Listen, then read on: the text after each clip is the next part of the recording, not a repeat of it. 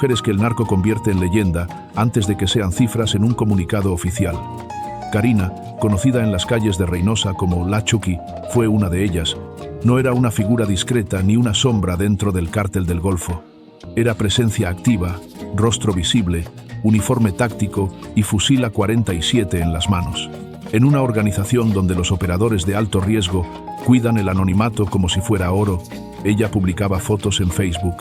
Eso ya la hacía diferente, eso ya la hacía peligrosa, no solo para sus enemigos, sino para sí misma. Reynosa, Tamaulipas. Una ciudad de más de 700.000 habitantes pegada al río Bravo, separada apenas por una franja de agua del lado texano de McAllen. Esa delgada línea entre dos países ha valido ríos de sangre. El Cártel del Golfo lleva décadas disputando ese corredor, primero como organización monolítica, luego como un conjunto de facciones fratricidas que se han matado entre ellas con la misma furia con que antes mataban a sus rivales externos. La Chucky vivió en el corazón de esa guerra.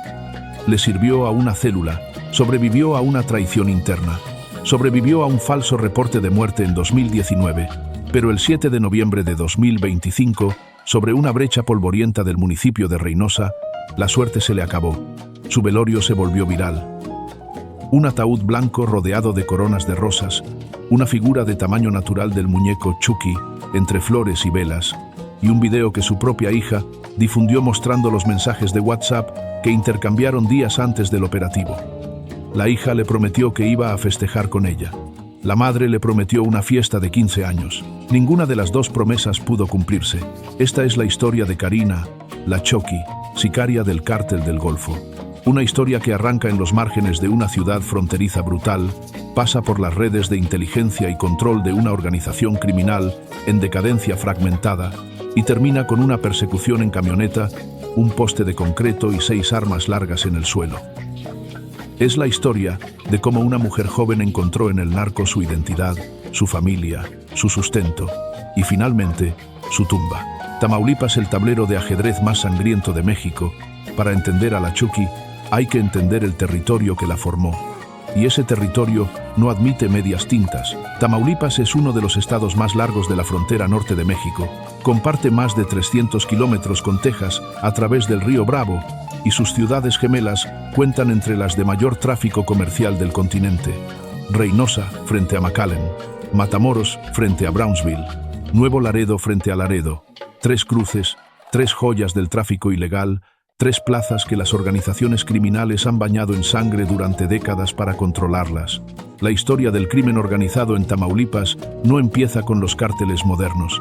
Empieza en los años 30, cuando Juan Nepomuceno Guerra comenzó a traficar alcohol hacia Estados Unidos durante la ley seca. Era un negocio sencillo, pasar licor por el río. Pero la semilla de lo que décadas más tarde se convertiría en el Cártel del Golfo ya estaba plantada. El contrabando de alcohol derivó en contrabando de personas, luego en trata, luego en narcóticos. El negocio fue creciendo con la geografía. Quien controla la frontera de Tamaulipas, controla uno de los corredores de droga más codiciados del hemisferio occidental. Para los años 90, con Juan García Ábrego al mando, el Cártel del Golfo ya era un actor transnacional. García Ábrego negoció directamente con el Cártel de Cali, en Colombia, para convertir a Tamaulipas en el puente entre la cocaína sudamericana y el mercado estadounidense. Las rutas del Caribe, presionadas por los operativos antinarcóticos de los años 80, habían colapsado. El eje Cali-Tamaulipas-Texas se convirtió en la nueva autopista de la coca. García Ábrego fue detenido en enero de 1996 y extraditado a Estados Unidos, donde fue condenado a 11 cadenas perpetuas. Pero la organización no murió con él. La sucedieron otros. Osiel Cárdenas Guillén, apodado el Mata Amigos, por haber asesinado a sus propios socios para consolidar el poder, tomó el mando del CDG a finales de los 90. Fue él quien tomó una decisión que cambiaría para siempre la historia del crimen organizado en México: reclutar exmilitares de las Fuerzas Especiales del Ejército Mexicano para que actuaran como su guardia de seguridad personal y brazo armado de la organización. A ese grupo se le conoció como los Zetas. Eran exintegrantes del GAFE, el Grupo Aeromóvil de Fuerzas Especiales, entrenados en técnicas de contrainsurgencia, uso de armas de alto calibre inteligencia militar y operaciones especiales. Traerlos al narco fue como poner motores de Funo en un vehículo ya de por sí peligroso. Osiel Cárdenas Guillén fue capturado el 14 de marzo de 2003 en Matamoros por elementos del ejército mexicano y la PGR. Lo extraditaron a Estados Unidos en 2007. En 2010 recibió una condena de 25 años. Décadas más tarde, en 2024, regresaría a México para enfrentar cargos adicionales.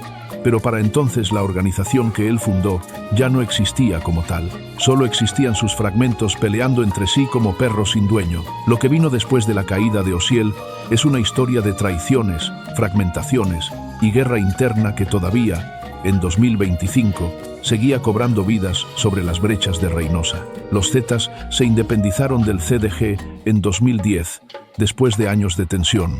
La ruptura fue brutal y total. El asesinato de Víctor Peña Mendoza, el Cóncor 3, jefe de plaza de los Zetas en Reynosa, fue la gota que derramó el vaso. Heriberto Lazcano, el Lazca, líder de los Zetas, exigió la cabeza de los responsables. La respuesta del CDG fue el silencio. Y el silencio se respondió a bala. Tamaulipas se convirtió en un campo de batalla a cielo abierto. Municipios como Ciudad Mier, en la llamada Frontera Chica, entre Reynosa y Nuevo Laredo, fueron literalmente evacuados por sus propios habitantes. Los bloqueos de carreteras, las camionetas con sicarios armados patrullando avenidas principales y las narcomantas en los puentes se normalizaron como parte del paisaje cotidiano.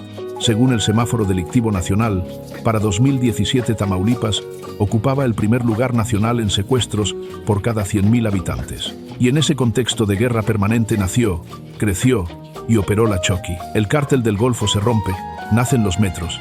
La muerte de Antonio Cárdenas Guillén, conocido como Tony Tormenta, el 5 de noviembre de 2010, en un enfrentamiento con la Marina en Matamoros, marcó el inicio del fin del CDG como organización unificada.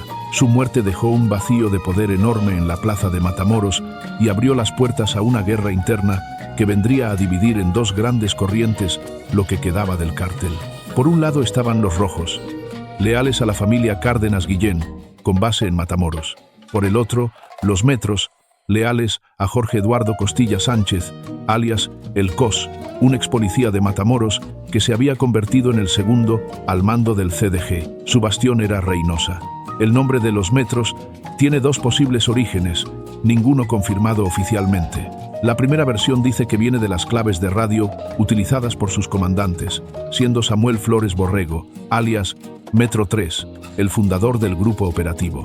La segunda versión sostiene que el nombre proviene de los desertores de la Policía Metropolitana que nutría las filas de esta célula en la llamada Frontera Chica Tamaulipeca. Lo que sí es seguro es que los metros se convirtieron en el grupo más poderoso de Reynosa, controlando las rutas de tráfico de drogas, armas y migrantes hacia el estado de Texas. Samuel Flores Borrego, Metro 3, el hombre que consolidó el aparato militar de los metros, fue encontrado muerto el 2 de septiembre de 2011 dentro de la caja de una camioneta Ford Lobo en las afueras de Reynosa. Lo había asesinado el comandante Runo, líder de los Rojos, en lo que fue una de las primeras ejecuciones de la guerra interna. Días después, el 12 de septiembre de 2012, fue detenido El Cos por la Marina Armada de México en Altamira, Tamaulipas. Fue extraditado a Estados Unidos 3 años más tarde. La captura de El Cos fue el pistoletazo de salida para la fragmentación definitiva. Sin liderazgo central, el CDG se disolvió en facciones que, dependiendo del momento histórico, sumaban entre 4 y 6 grupos distintos: los metros, los rojos, los ciclones, los escorpiones, los panteras y otras células menores. Cada una con su territorio, sus comandantes y su manera de hacer la guerra. Mario Ramírez Treviño, alias X-20, intentó recomponer el CDG después del arresto de El Cos. Duró apenas unos meses. Fue detenido en agosto de 2013 en Tamaulipas. Luego tomó el mando Julián Manuel Loíza Salinas, el comandante Toro, quien encabezó a los metros desde Reynosa con una brutalidad calculada. El Toro fue abatido por fuerzas federales mexicanas en Reynosa el 22 de abril de 2017. Ese día, la violencia en Reynosa se disparó a niveles que la propia vocería de seguridad de Tamaulipas reconoció abiertamente. Los años que siguieron consolidaron a César Morfín, alias El Primito, y a su hermano Álvaro, El Rocho, como los líderes principales de los metros. Ambos, originarios de Jalisco, tomaron una decisión que sacudió el tablero criminal de Tamaulipas: pactar con el cártel Jalisco Nueva Generación de Nemesio Oseguera Cervantes, el Mencho, permitiéndole entrada a territorio tamaulipeco.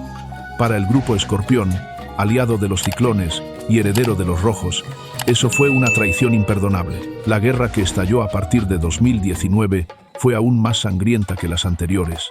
En ese universo de lealtades fracturadas, traiciones estratégicas y balas cotidianas, los soldados de base seguían siendo reclutados, adoctrinados y desplegados. Y entre ellos, cada vez más, había mujeres. Reynosa, la plaza que todo lo devora. Reynosa no es una ciudad cualquiera, es la más poblada de Tamaulipas, con más de 700.000 habitantes, según los datos del Censo de Población y Vivienda de 2020 del INEGI. Tiene la planta de la industria maquiladora más grande del noreste de México y la tercera más grande de toda la frontera entre México y Estados Unidos. Sus puentes internacionales mueven miles de millones de dólares en comercio legal cada año. Y en paralelo, mueven drogas, armas, personas. La ciudad queda justo frente a McAllen, Texas. El paso fronterizo de Hidalgo es uno de los más transitados del país. Cada vehículo, cada camión, cada persona que cruza ese puente es una oportunidad o una amenaza para quien controla la plaza. Los metros lo sabían. Por eso, Reynosa era su corona. La geografía de Reynosa tiene algo que los narcos aprendieron a explotar con precisión quirúrgica: sus brechas. Las brechas son caminos sin pavimentar que conectan ejidos, rancherías y zonas rurales en los márgenes de la ciudad y en los municipios circundantes. Son caminos que no aparecen en los GPS estándar, que la policía regular evita patrullar y que las organizaciones criminales usan para mover cargamentos, realizar ejecuciones, esconder a sus sicarios y tender emboscadas. La brecha Tamaulipas-Santo Domingo, donde terminaría el recorrido de la Chucky, es una de esas venas invisibles que conectan el mundo del narco con el paisaje polvoriento del norte mexicano. San Fernando es otro nombre que importa para entender la zona. Municipio tamaulipeco ubicado a unos 130 kilómetros al sur de Reynosa, es el lugar donde en agosto de 2010 los Zetas masacraron a 72 migrantes centroamericanos. Es también el municipio donde, según fuentes documentadas, la Chucky comenzó a ganar notoriedad antes de consolidarse en Reynosa. Ambas ciudades, San Fernando y Reynosa, aparecen repetidamente en los registros de sus publicaciones en redes sociales y en los testimonios de quienes la conocieron en el bajo mundo del CDG. El calor de Reynosa es implacable. En verano, las temperaturas superan regularmente los 40 grados centígrados. El paisaje es de matorral seco, suelo arcilloso y cielos azul metálico que no prometen lluvia. Las brechas se vuelven polvorillas que levantan nubes a kilómetros de distancia cuando pasa una camioneta a toda velocidad. Esa misma brecha que en condiciones normales usa un ganadero para llevar ganado al abrevadero, en el mundo del narco se convierte en ruta de fuga, en punto de emboscada, en escenario de última batalla. En ese paisaje vivió y murió la Chucky. Karina, la Chucky. Los primeros pasos en el narco. Son pocos los datos verificables sobre la infancia y adolescencia de Karina. Su apellido nunca fue confirmado públicamente por las autoridades, que la identificaron solo como Karina N. en todos sus comunicados oficiales, siguiendo el protocolo mexicano para personas cuya identidad completa no ha sido formalmente procesada o cuyos familiares no han dado autorización para su difusión. Lo que sí se sabe es lo que ella misma fue construyendo como narrativa pública: una mujer joven, de Reynosa o sus alrededores, con vínculos familiares que la acercaron al mundo del crimen organizado desde temprano. Su hermana, conocida como La Chata, fue asesinada en 2011. La violencia llegó a su familia antes de que ella misma pudiera decidir qué hacer con su vida. La muerte de La Chata ocurrió en el mismo año en que Samuel Flores Borrego, Metro 3, fue ejecutado dentro del CDG, el mismo año en que la guerra interna del cártel comenzaba a cobrar víctimas a diestra y siniestra en Reynosa. Nadie puede decir con certeza si la muerte de su hermana fue el detonante que la empujó hacia el narco o si ya estaba adentro cuando eso ocurrió. Lo que los reportes posteriores señalan es que Karina comenzó su carrera dentro del CDG como halcona. Los halcones son la primera línea de inteligencia de las organizaciones criminales. Personas, generalmente jóvenes, que se posicionan en esquinas, brechas, accesos a colonias o puntos estratégicos de la ciudad para monitorear movimientos de policías, militares, rivales o cualquier persona sospechosa. Se comunican por radio o por teléfono. Cobran poco, están expuestos a todo. Es el escalón más bajo del escalafón criminal, pero también es la puerta de entrada. Desde ahí se aprende la lógica interna de la organización.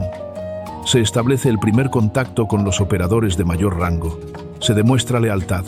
Se paga con tiempo y riesgo el derecho a ascender. Karina ascendió. Las fuentes documentadas por medios como Infobae México y Tribuna señalan que, con el tiempo, pasó de las labores de halconeo a integrarse plenamente a células operativas del CDG, específicamente dentro de la estructura que operaba en el área de Reynosa bajo la bandera de los metros. Su rol dentro de esas células nunca fue confirmado judicialmente, porque nunca fue detenida. Las autoridades la conocían a través de sus propias publicaciones. Era ella misma quien construía el expediente. Lo que sí aparece en múltiples reportes es que la Chucky mantenía una relación sentimental con un presunto jefe del grupo. En el narco, esas relaciones tienen una dimensión funcional más allá de lo personal. Dan acceso a recursos, a información, a protección y a un estatus que no siempre se gana solo con el fusil. No era raro que mujeres vinculadas sentimentalmente con líderes criminales terminaran cumpliendo funciones operativas directas, participando en vigilancia, control de territorios y transmisión de órdenes. La línea entre la compañera del jefe y la operativa de confianza era borrosa y a menudo inexistente. En las fotografías que ella misma subía a sus dos perfiles de Facebook, manejados bajo nombres distintos, se la veía siempre con equipo. Chaleco táctico, con las siglas del CDG, fusil de asalto tipo A-47, el cuerno de chivo, como se le conoce en el argot fronterizo, vehículos de lujo, camionetas de modelos recientes, de las que no llegan a los concesionarios regulares, ramos buchones, esos arreglos florales gigantes y ostentosos que en el norte de México se convirtieron en símbolo de la ostentación narco, y música. Los narcocorridos que acompañaban su vida cotidiana con la misma naturalidad que quien pone cumbia un domingo en la tarde. No había disimulo, no había cuidado. Era como si la exhibición pública fuera parte del trabajo, mostrar que era real, que era peligrosa, que el CDG de Reynosa seguía vivo y operativo. Espera, no te vayas todavía, porque lo que viene es lo más impactante de esta historia. Una mujer que finge su propia muerte para escapar del Estado mexicano. Un velorio donde su hija le llora con el mismo dolor que le lloraría a cualquier madre. Un operativo donde 5 personas quedan tendidas sobre la tierra seca de Reynosa. Y un ataúd blanco rodeado de muñecos Chucky, rosas y promesas que nunca se pudieron cumplir. Todo eso viene. Quédate. La muerte que no fue 2019 y la resurrección de la Chucky, el año 2019 fue uno de los más convulsos en la historia reciente de los metros. La alianza entre los hermanos Morfín y el CJNG había comenzado a tomar forma y el grupo Escorpión respondía con sangre. En ese contexto de guerra interna exacerbada, circuló en redes sociales y en grupos de monitoreo criminal el reporte de que la Chucky había muerto junto a otros 9 integrantes del CDG en un enfrentamiento. La versión hablaba de una traición interna. Sicarios del propio cártel habrían eliminado a un grupo de operativos y la Chucky habría sido una de las víctimas. Fue falso, o al menos parcialmente falso. Meses después del supuesto deceso, Karina reapareció activa en sus redes sociales. No con un comunicado ni con una explicación. Simplemente siguió publicando. Fotos con armas, vídeos con música, mensajes cotidianos que hacían referencia a operaciones y a la vida del narco con la familiaridad de quien nunca dejó de estar adentro. Según los medios locales que cubrieron el caso a posteriori, fue la propia Chucky quien habría orquestado la versión de su muerte para evadir a las autoridades. En el narco tamaulipeco, esto no era una práctica desconocida. En un ambiente donde los archivos de inteligencia de la SSP y la FGR dependen en gran parte del monitoreo de redes sociales y del seguimiento de fuentes humanas, desaparecer por un tiempo bajo la cobertura de un falso deceso era una táctica de supervivencia. Si las autoridades te dan por muerta, los operativos de captura se desactivan. Si los rivales también te creen muerta, la presión baja. No se sabe si lo que ocurrió en 2019 fue realmente una estrategia deliberada o si fue una confusión que ella misma aprovechó. Lo que sí quedó claro es que para 2024, el falso reporte se repitió de una manera diferente. En ese año, circuló nuevamente la versión de su muerte. esta vez dentro del contexto de un enfrentamiento entre los Metros y los Escorpiones, las dos facciones del CDG, que para entonces llevaban 5 años de guerra abierta en Reynosa y Matamoros. La confusión pudo haber nacido de la violencia misma, en un periodo donde los enfrentamientos dejaban a diario varios cuerpos irreconocibles en brechas y caminos. Identificar mal a una víctima no era excepcional, pero Karina siguió viva, siguió en Reynosa y siguió en el CDG. En el video que su hija difundió tras el operativo del 7 de noviembre de 2025, hay una captura de pantalla de una conversación de WhatsApp fechada el 2 de septiembre de ese año. Ese día, la hija de Karina cumplía años. La madre le escribió desde donde estuviera operando: «Felicidades, mami, te amo mucho. Me hubiera gustado estar contigo, pero apenas voy a salir a descansar. Mañana mi mamá te llevará a comer y a pasear a donde quieras. Cuando llegues acá conmigo te tengo tu regalo. Eres la mejor hija del mundo». Y más adelante, en otro mensaje, le prometió organizarle una fiesta de 15 años. 2 meses después de ese mensaje, Karina estaba muerta. La imagen que emerge de esa conversación es la de una madre que operaba en el narco y al mismo tiempo intentaba mantener algo parecido a una vida ordinaria con su hija. Una madre que trabajaba en turnos, que tenía que salir a descansar después de una operación, que extrañaba a su hija en su cumpleaños. Una madre cuya ausencia era parte de la rutina. Esa doble vida, esa coexistencia entre la violencia organizada y el amor materno, es uno de los elementos más perturbadores de la historia de la Chucky, y también uno de los más humanos. Su hija, cuya edad exacta no fue confirmada, pero que estaba próxima a sus 15 años, según los mensajes del celular, fue quien difundió el video del velorio con la descripción: «Lo que todos vieron en el funeral de mi mami y lo que yo vi». Las fotos personales que mostró en ese segundo apartado son las que nadie esperaba. Una madre y una hija, poses cotidianas, sonrisas. La misma mujer que posaba con una 47 en Facebook, también posaba con su hija en un centro comercial. La vida en el CDG: estructura, jerarquía y el Grupo Sierra. Para entender el lugar que Karina ocupaba dentro del CDG, es necesario entender cómo funciona la estructura operativa de una organización fragmentada como los Metros en Reynosa. En la cima de la pirámide, para el periodo en que la Chucky operó más activamente, estaban los hermanos César Morfín, el Primito, y Álvaro Morfín, el Rocho. Ambos jaliscienses de origen habían llegado a Tamaulipas con conexiones al CJNG y habían escalado dentro de los Metros hasta convertirse en los líderes de la facción. Su alianza con el Mencho les daba acceso a recursos, armamento y refuerzos de combate que los diferenciaban de otras células del CDG. Debajo de los líderes estaban los comandantes de plaza y de área, hombres que controlaban colonias, municipios o rutas específicas. Cada comandante tenía su propio aparato sicarial, sus propios halcones y sus propios operativos de logística. Y dentro de esa estructura existía algo que varias fuentes identifican como el Grupo Sierra de los Zetas Vieja Escuela. Esta denominación merece una explicación. La Vieja Escuela no es simplemente una referencia nostálgica al CDG de los años dorados. Es una denominación operativa que surgió de la alianza entre células remanentes del CDG y facciones disidentes de los Zetas que rechazaban las extorsiones masivas a la población civil, el secuestro indiscriminado y la violencia contra civiles. La Vieja Escuela aspiraba a regresar al narco puro, tráfico de drogas, sin molestar a la gente del pueblo. En la práctica, esa diferenciación era más discursiva que real. Los métodos violentos seguían siendo los mismos, pero la etiqueta importaba dentro de la geopolítica criminal de Tamaulipas porque determinaba con quién podías pactar y contra quién debías combatir. Karina presuntamente operaba en el marco del Grupo Sierra, aliado de los Metros. La información sobre su posición exacta dentro de esa estructura es limitada y proviene principalmente de fuentes extraoficiales, monitoreo de redes sociales y testimonios de comunidades locales.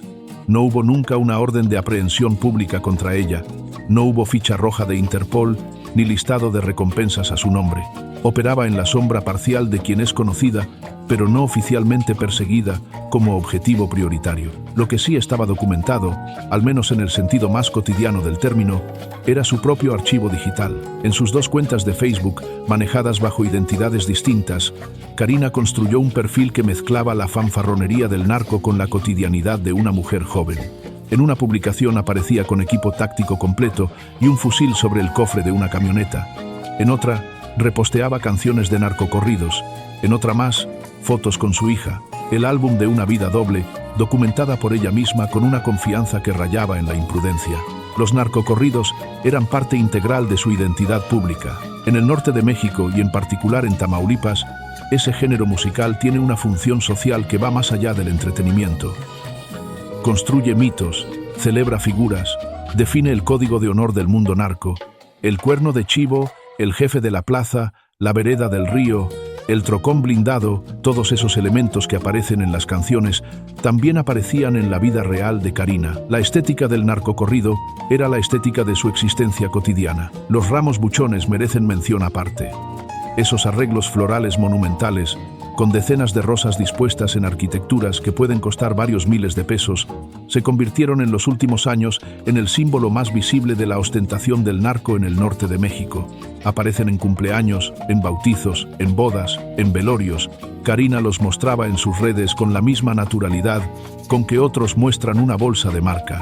Son la versión narco del lujo de exhibición, la señal de que uno tiene acceso a los recursos del cártel y que alguien, en la cima de la pirámide, reconoce tu valor. Mujeres en el narco, el fenómeno que la Chucky representaba. La Chucky no era un caso aislado, era parte de un fenómeno más amplio y más complejo que las autoridades mexicanas han tardado en reconocer oficialmente. La incorporación activa de mujeres en roles operativos dentro de las organizaciones criminales mexicanas. Durante décadas, el narco fue un mundo dominado por hombres en todos sus niveles. Las mujeres existían en los márgenes, como parejas de los capos, como madres de los sicarios, como víctimas de la violencia que el mundo del narco genera de manera inevitable. Raramente como operativas, raramente como sicarias, casi nunca como figuras públicamente identificadas. Eso empezó a cambiar. En el caso del CDG y sus facciones en Tamaulipas, el fenómeno más documentado fue el de las Marucheras, un grupo de jóvenes sicarias que alcanzó notoriedad pública hacia 2019 dentro del Cártel del Noreste. El nombre viene de los marucheros, vigilantes de bajo rango que durante sus largas guardias en brechas y cruces de caminos subsistían a base de sopas instantáneas de la marca Maruchan. Cuando las mujeres comenzaron a asumir esos roles de vigilancia, heredaron el apodo con sufijo femenino. Las marucheras no se quedaron en el halconeo. Comenzaron a aparecer en videos armadas, haciendo patrullajes en camionetas, lanzando amenazas a grupos rivales. Figuras como La Güera y La Peque Sicaria ilustran el fenómeno con nombres propios. La Peque Sicaria llegó a dar una confesión pública sobre sus actividades criminales, detallando cómo había comenzado como halcona y había ascendido dentro de la estructura del CDN hasta llegar a operaciones de combate directo. ¿Qué explica este fenómeno? Los investigadores y analistas de seguridad señalan varios factores concurrentes. Primero, la devastación de los cuadros masculinos. Años de guerra interna, operativos de captura y abatimientos han reducido drásticamente la disponibilidad de hombres jóvenes dispuestos o capaces de asumir roles operativos. Las organizaciones criminales, como cualquier empresa que pierde empleados, reciclan hacia abajo, suben de puesto a quienes antes estaban en niveles inferiores y abren posiciones que antes estaban cerradas. Segundo, el factor de la invisibilidad táctica. Una mujer joven en una camioneta levanta menos sospechas que un hombre joven en la misma situación. En un ambiente de operativos policiales y militares frecuentes, esa invisibilidad tiene un valor operativo concreto. Los halcones femeninos son más difíciles de perfilar para los cuerpos de inteligencia que trabajan con patrones de comportamiento tradicionales. Tercero, y quizás más importante, la ausencia de opciones. Reynosa, San Fernando, Matamoros son ciudades donde el desempleo formal es alto, donde las maquiladoras ofrecen salarios mínimos por jornadas extenuantes, donde la violencia narco ha destruido el tejido social, hasta un punto en que para muchos jóvenes el crimen organizado no es una opción entre varias, sino la única opción visible. Karina creció en ese entorno. Su hermana fue asesinada en él. Y ella encontró en él la única forma de tener acceso a recursos, a estatus y a una identidad reconocible dentro de su mundo. La vida digital de la Chucky. La sicaria que no se escondía. Hay una ironía dolorosa en la historia de Karina. Fue la persona que más información pública generó sobre sí misma. En un mundo donde los operadores de alto riesgo cuidan el anonimato con una disciplina casi paranoica, ella publicaba, todos los días, con detalle, los 2 perfiles de Facebook que manejaba bajo distintas identidades, eran una mezcla consistente de fanfarria criminal y cotidianidad. En uno, se exhibía con equipo táctico, armas largas y vehículos del cártel. En el otro, la vida más personal, relaciones, salidas, música, su hija. Pero ambos perfiles se conectaban inevitablemente a la misma persona, a la misma vida, al mismo universo. El AK-47, el cuerno de chivo, era su arma predilecta de exhibición. Es el arma por excelencia de los sicarios mexicanos. Durable, de fácil mantenimiento, con una potencia de fuego suficiente para penetrar vehículos, funcional en el polvo y el calor del norte. No es un arma pequeña ni discreta, pesa más de 4 kilos, mide casi 1 metro. Cargarla para una foto no es un gesto casual, es una declaración, y Karina la hacía con regularidad. Los chalecos tácticos que portaba en sus fotos eran de uso militar, del tipo que en México está clasificado como de uso exclusivo de las Fuerzas Armadas. Portarlos ilegalmente es delito federal. Exhibirlos en redes sociales es, además, una señal inequívoca de que la organización tiene acceso a armamento y equipamiento que va más allá del inventario criminal básico. El CDG, a través de los metros y su alianza con el CJNG, había logrado acceder a equipamiento de alto nivel que a principios de los años 2000 habría sido impensable para una célula de rango medio. El equipo de radiocomunicación también aparecía en algunas fotos. Ese detalle no es menor. Los radios son la columna vertebral de las operaciones de campo de las organizaciones criminales. Permiten coordinar movimientos, alertar de la presencia policial, organizar repliegues y contraataques en tiempo real. El hecho de que en el operativo del 7 de noviembre de 2025, las autoridades encontraran 4 equipos de radiocomunicación en la camioneta de la Chucky y sus acompañantes confirma que el grupo en que ella operaba usaba comunicación activa de campo, no teléfonos celulares. Una señal de profesionalización. Los narcocorridos que posteaba en sus redes no han sido identificados con precisión en la cobertura mediática del caso. Lo que sí está documentado es que la banda sonora del mundo narco tamaulipeco en los últimos años ha incluido temas que hacen referencia directa a los metros, a la plaza de Reynosa y a figuras criminales de la región. La Chucky consumía y proyectaba esa estética con coherencia. Fue esa presencia digital tan activa la que la hizo conocida más allá de Reynosa. Cuentas especializadas en el monitoreo del crimen organizado en redes sociales la identificaron y documentaron. Medios locales la mencionaban como una de las pocas figuras femeninas del CDG que había logrado visibilidad pública. Esa visibilidad era un activo dentro del cártel, en la lógica de quien demuestra que no tiene miedo, que el cártel está presente y que sus integrantes no se esconden. Pero también era una vulnerabilidad enorme. Las fuerzas de seguridad de Tamaulipas, que desde años anteriores habían desarrollado capacidades de inteligencia digital para el monitoreo de organizaciones criminales, no necesitaban mucho para seguirle el rastro a alguien que publicaba su ubicación aproximada, su equipo y sus actividades de manera regular. El anonimato no era el fuerte de la Chucky, y en el negocio en que estaba, el anonimato podía ser la diferencia entre vivir y morir. El 7 de noviembre de 2025, la brecha TAM Santo Domingo. La tarde del 7 de noviembre de 2025 era una tarde de rutina para la Guardia Estatal de Tamaulipas. Los elementos que realizaban recorridos de vigilancia sobre la brecha Tamaulipas-Santo Domingo, en el municipio de Reynosa, venían haciendo lo que la Vocería de Seguridad del Estado describió después como labores de seguridad y vigilancia, el tipo de patrullaje preventivo que los cuerpos policiales estatales implementan en zonas de alta actividad criminal. La brecha TAM Santo Domingo es exactamente el tipo de camino que define el escenario del narco en el noreste de México. Un camino sin pavimentar que conecta puntos rurales del municipio de Reynosa, utilizado por comunidades locales, pero también por los operativos del crimen organizado que necesitan moverse sin ser detectados en las carreteras principales. La zona tiene registros de actividad criminal recurrente. Los patrullajes en esa área forman parte de la presencia permanente que el gobierno de Tamaulipas intentó establecer en los corredores más utilizados por las células del CDG.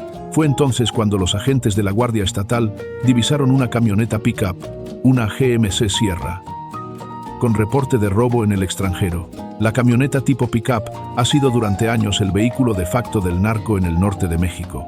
Las GMC Sierra, las Ford Lobo y las Ram 1500 son las preferidas de los grupos armados tamaulipecos por su capacidad de carga, su altura que permite ver los accesos desde lejos, su rendimiento en terreno sin pavimentar y su facilidad para ser modificadas con blindaje artesanal o con modificaciones en la caja trasera para mover armamento. Robar estas camionetas en Estados Unidos, cruzarlas por la frontera y usarlas en operaciones es una práctica documentada extensamente por la DEA y los cuerpos de seguridad fronteriza de Texas. Cuando los agentes intentaron detener el vehículo, los tripulantes reaccionaron de la única manera que la lógica del narco dicta en ese escenario: dispararon.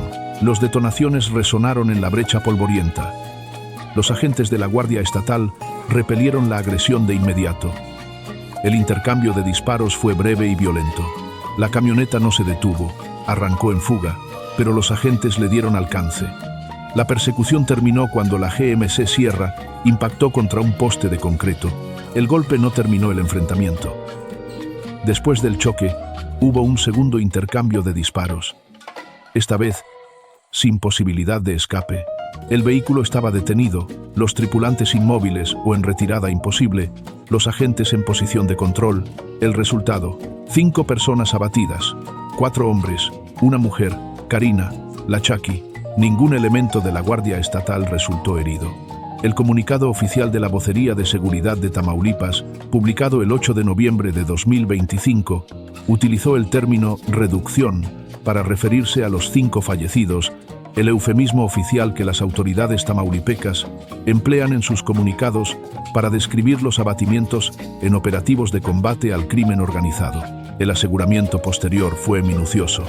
Las autoridades levantaron del lugar una camioneta pick-up con reporte de robo en el extranjero, 6 armas largas calibre, 223, 30 y 9 cargadores, 4 chalecos tácticos, 4 equipos de radiocomunicación, una cubeta con 40 ponchallantas, los dispositivos metálicos con púas que se usan para reventar los neumáticos de vehículos en persecución o control de caminos, impidiendo el paso de patrullas o vehículos enemigos. Todo el material fue puesto a disposición del Ministerio Público y de la Fiscalía General de Justicia de Tamaulipas para las diligencias correspondientes. La zona quedó resguardada por elementos de la Guardia Estatal y de la FGJT para el levantamiento de los cuerpos y el procesamiento de la escena del crimen. El velorio, un ataúd blanco y un muñeco de terror. La noticia del abatimiento se difundió en pocas horas. Primero en los grupos de monitoreo de violencia en Tamaulipas, que operan en redes sociales. Luego en los medios locales. Luego en los nacionales. El nombre de la Chucky apareció en los comunicados extraoficiales antes de que la Vocería de Seguridad de Tamaulipas confirmara la identidad de la mujer abatida. Lo que siguió fue inesperado, incluso para un estado acostumbrado a los velorios narco. Las imágenes del funeral de Karina comenzaron a circular en redes sociales pocas horas después de su muerte. Mostraban un ataúd blanco, no el ataúd de madera oscura de los funerales sobrios, uno blanco, como se usa para los ángeles o los niños, rodeado de arreglos florales monumentales, coronas de rosas con inscripciones que no dejaban lugar a dudas sobre el afecto de quienes la despedían. Siempre mi Chucky. Te recordaremos X, siempre mi Chucky. Pero el elemento que concentró todas las miradas no era el ataúd ni las flores. Era el muñeco, una figura de tamaño casi natural del muñeco Good Guy de la saga cinematográfica de terror Chucky. La misma carita de pecas, los overoles, el pelo rojo revuelto, prácticamente idéntica al personaje que les había dado el apodo. La figura estaba posicionada entre las coronas de flores, rodeada de velas encendidas y fotografías de la fallecida. Era una instalación macabra y al mismo tiempo tierna, el tributo de una comunidad que la conoció por ese nombre y que encontró en el muñeco la manera de personificar su despedida. En los arreglos florales más pequeños había figuras e ilustraciones del mismo personaje. No eran elementos improvisados. Alguien planificó el velorio con esa temática. Alguien buscó específicamente la figura de tamaño natural. Alguien la consiguió y la colocó en el lugar de honor junto al ataúd. La muerte de la Chucky tenía una escenografía que hacía honor a su apodo de la manera más literal posible. Y luego estaba el video de su hija. La joven, cuya identidad no fue confirmada ni por medios ni por autoridades, difundió en redes sociales un clip que dividió la narrativa en dos. La primera parte mostraba la cobertura mediática del abatimiento de la Chucky, los titulares, los comunicados, la versión oficial. lo que todos vieron en el funeral de mi mami. La segunda parte era privada. Fotos de ambas juntas, momentos cotidianos, la conversación de WhatsApp del 2 de septiembre. Lo que yo vi era un acto de defensa pública de la figura materna. Un intento de mostrar que detrás de la sicaria, detrás de la guerrera del CDG, había una madre. Una madre que extrañaba a su hija en su cumpleaños.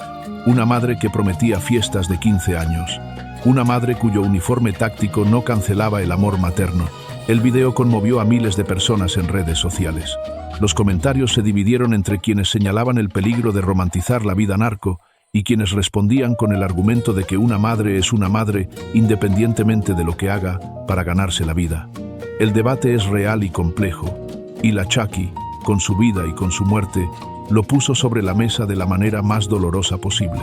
La propia hija vivía con la abuela materna, según se desprende del mensaje de WhatsApp, en que Karina le dice que «mañana mi mamá te llevará a comer».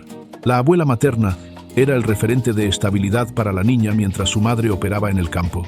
Una estructura familiar, fracturada pero funcional a su manera, como las que abundan en las comunidades de Tamaulipas, donde el narco ha sido el empleador de facto por generaciones.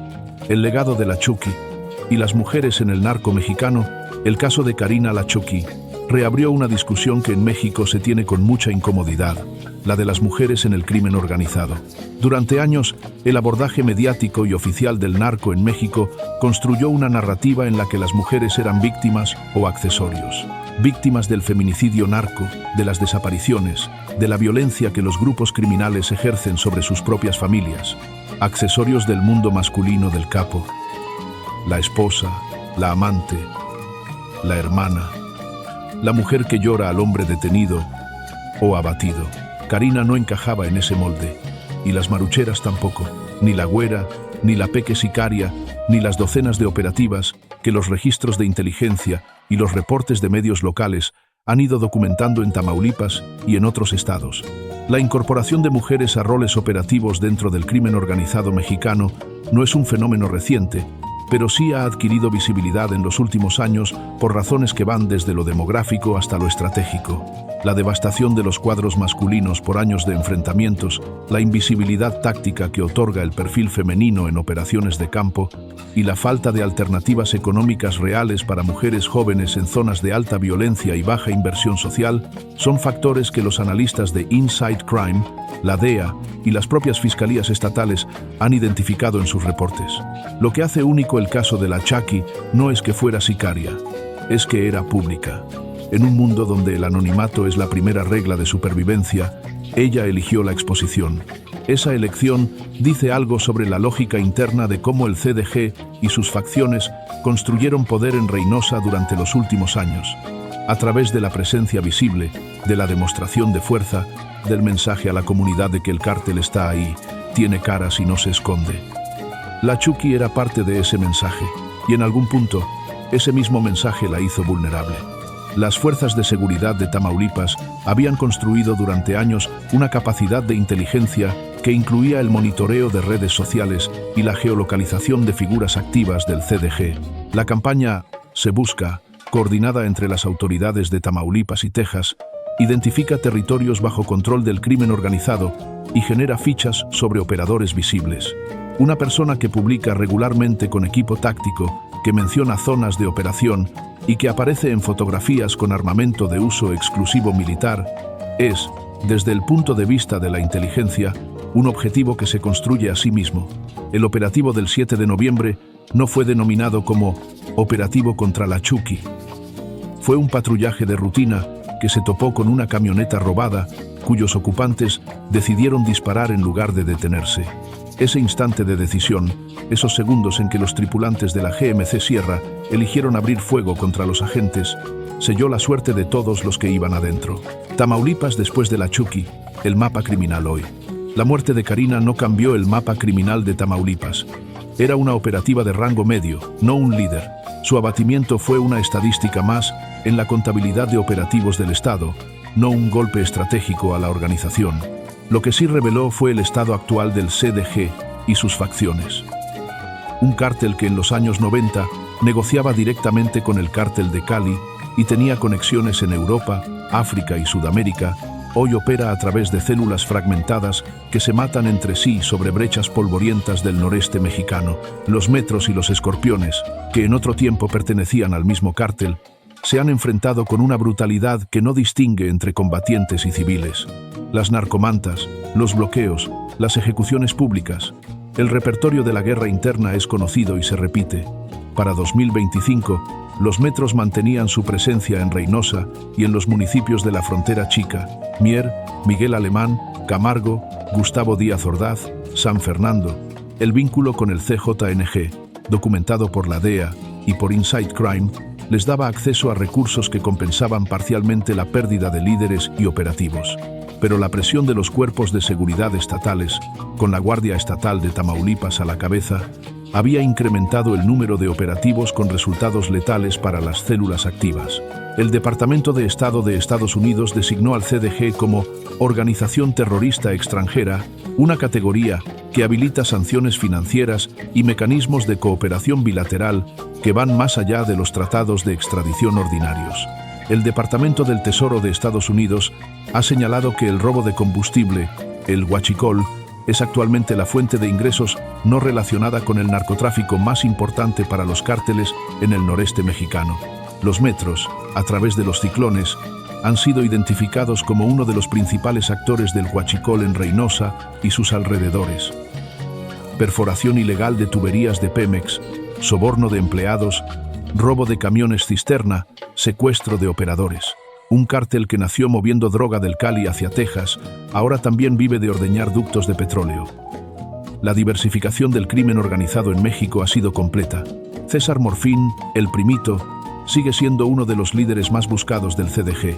Hasta el momento de elaborar este guión, no había sido capturado ni confirmado su abatimiento. En julio de 2025, cayó en Querétaro el Franco 6, identificado como sucesor de el Alfa 1 dentro de los Metros. Cada caída genera un vacío, y cada vacío genera una guerra nueva. La rueda sigue girando. Y en esa rueda, los jóvenes de Reynosa siguen creciendo entre la maquiladora y el narco, entre el sueldo mínimo y el A47, entre la brecha polvoriente y la promesa de una camioneta blindada. El final inevitable. El 2 de septiembre de 2025, Karina le mandó un mensaje de cumpleaños a su hija. Le prometió un regalo, le prometió salidas, paseos, una fiesta de 15 años. 2 meses después, estaba muerta sobre la brecha Tam Santo Domingo. ¿Sabía que podía morir? Por supuesto. En el narco, nadie ignora esa posibilidad. Ya le habían dado por muerta 2 veces antes. Sabía que la persecución, el enfrentamiento, la bala perdida o la traición interna eran opciones siempre presentes. Eligió seguir de todos modos. O no eligió, porque para esa altura la vida en el CDG ya no era una opción que se pudiera dejar sobre la mesa sin consecuencias. Salir del narco en Tamaulipas es tan peligroso como estar dentro. Los exintegrantes son objetivos. Pueden hablar, pueden traicionar, pueden llevar información a autoridades o a grupos rivales. El CDG no tiene una política de pensión ni de jubilación. Quien entra, entra hasta que muere o hasta que lo capturan. Su hermana La Chata había muerto en 2011. Su familia sabía a qué se dedicaba. Su hija lo sabía también, a su manera, a esa edad en que los niños entienden más de lo que los adultos creen que comprenden. El video que la hija difundió en redes no era solo un luto, era un ajuste de cuentas con la narrativa pública, una negociación con la memoria. Quería que la gente supiera que su mamá también era una madre, que el muñeco Chucky del velorio no era toda la historia. Pero la historia tenía más capas de las que el muñeco podía representar. Karina vivió en un sistema que genera pobreza, que no ofrece salidas, que criminaliza sin rehabilitar y que ha permitido que el narco colonice durante décadas las opciones de vida de los jóvenes tamaulipecos. No es una justificación, es un contexto, y ese contexto explica, sin absolver, cómo una mujer joven puede terminar portando una 47 en una brecha del noreste mexicano.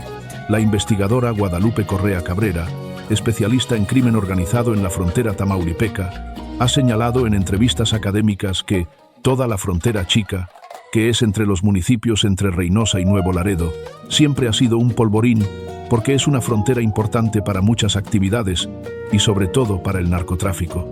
No es una novedad. es una constante histórica que viene desde los años 30 y que el Estado mexicano no ha podido o no ha querido desarticular completamente. El ataúd blanco de Karina se cerró. Las coronas de rosas se marchitaron.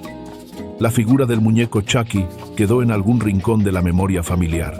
Y en Reynosa, al día siguiente del velorio, los patrullajes continuaron, las brechas siguieron siendo transitadas y el CDG siguió operando con los operativos que quedaban vivos.